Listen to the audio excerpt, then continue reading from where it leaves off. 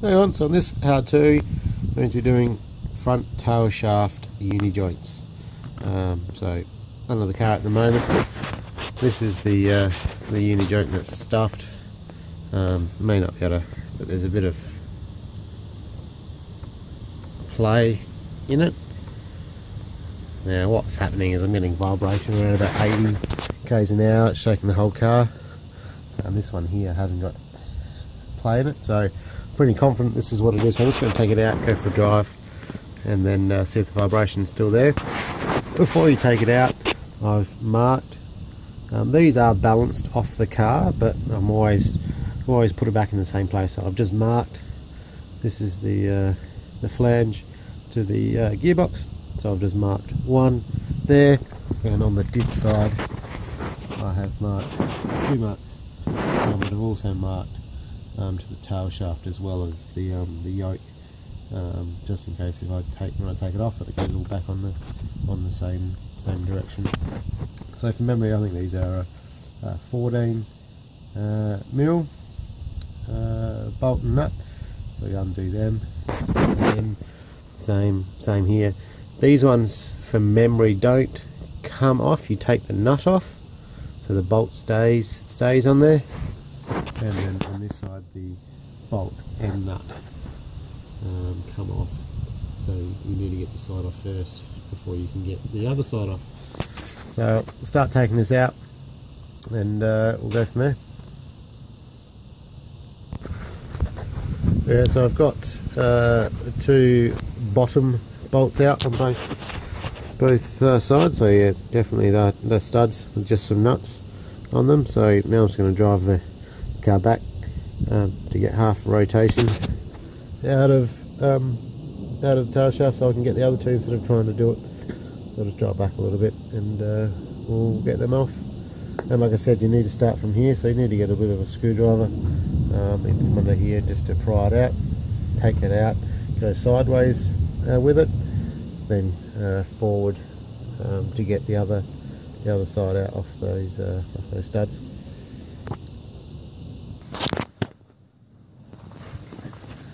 So I've got all the bolts off.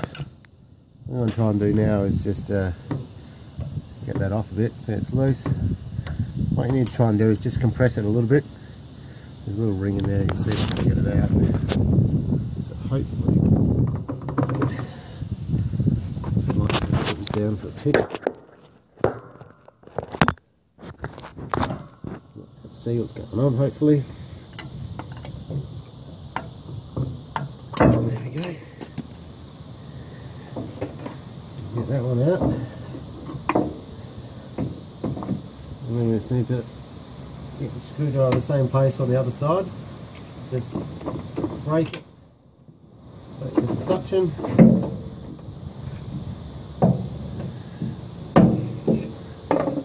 and one tail shaft out. So now we've got that out.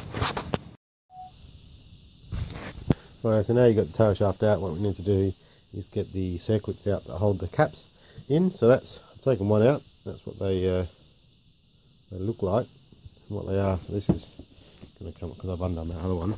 So what they do is they sit just in there. So what you need to do is get 2 screwdrivers, one on each side, because it's only halfway around, and then push it out.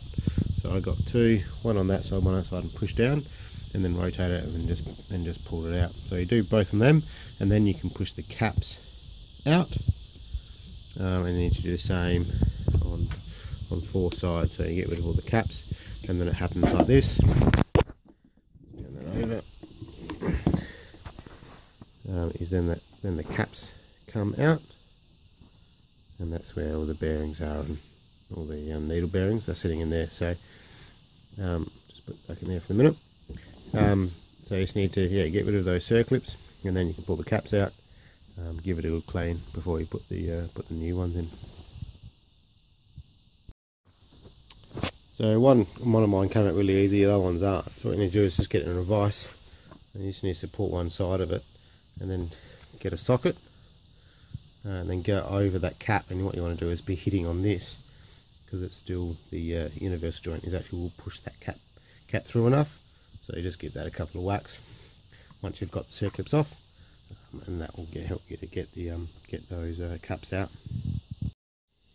So you probably can't see it's dark enough.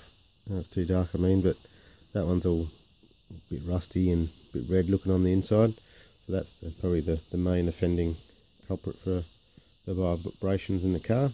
So once you've got, I got one off the main yoke, then what you do is you just have it sitting either side and do the same here. Just hit that with the socket and punch the cap off, and then give it a clean up, get your new one, put it in.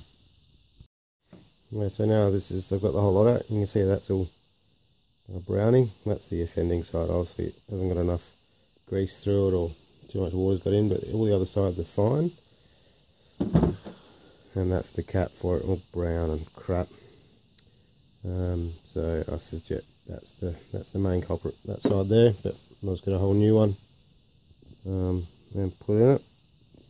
I looked at getting genuine ones. The genuine ones are $155 each or something like that. So I'm going to see if I can find I normally go genuine with everything, but I'm going away in 4 days and I can't wait to get the genuine part. So I might get a really good quality Japan one from Terrain Tamer or someone like that. So yeah, just clean all their parts up, and when I get the part, hopefully get it tomorrow, I'll show you how to put it back in. Alright, so got my new uni joint. My Hills Auto Man Auto Pro store just had one on the shelf, so that's good. So $30, genuine Japan made one, so hopefully it will last a while. So I've put the grease nipple in, comes without it fitted, comes with it.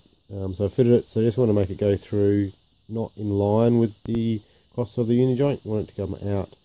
So once you've got that on there, you can get to it easily. I'm going to try and line it up. So I'll put it in like that, so at least then it's somewhat lined up when I do the slide one as well. So new circlips as well, and all that's cleaned up. So I'll do this one first. What we're going to do is take the caps off. Be careful when you take the caps off that you don't, there will be a little bit of suction on there.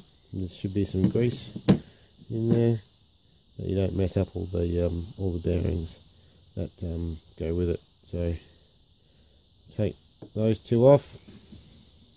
Try not to get dirt and crap in there, and then I will insert it into there, and then I'll show you how to so what you want to do is just in there like that. Might have to lift it up a little bit. There we go.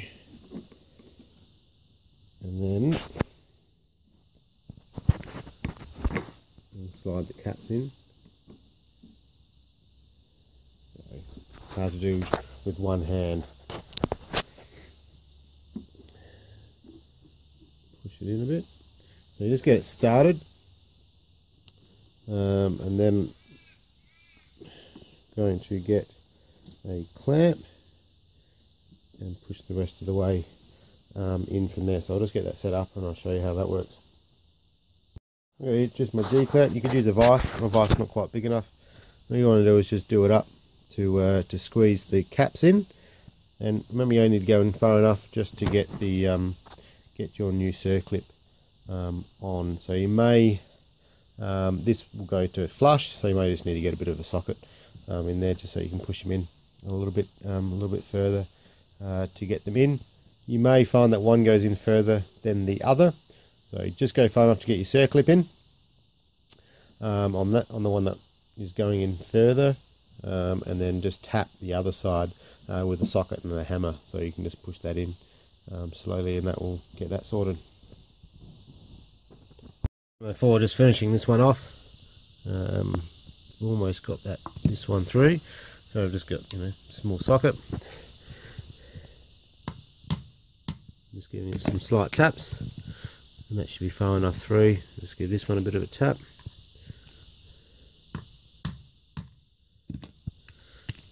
cool. And that should be far enough through to allow the circlip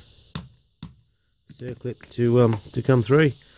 And that's what's happening now, as I'm pushing them either side. So get your circlip in, and then you can just tap the other one through there. So you see I've got a nice big gap there and nothing there. I'm just whacking it either way. So put one circlip in, and then you'll be able to tap it through and get the other circlip in.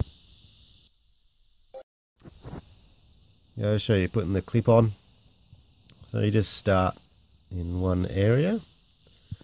So I've got it just there like that. You just push on and kind of rotates, and you just push it on, and that's clipped.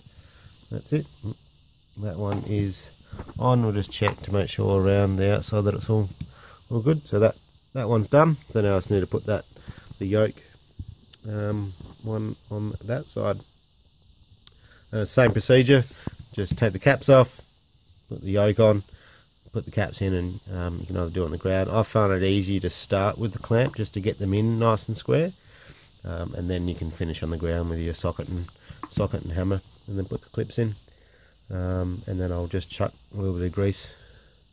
Now looking at that, that's going to be very hard to get a grease gun, so I might rotate that a little bit more with a spanner before I put that on the car, so I can get to it a bit easier.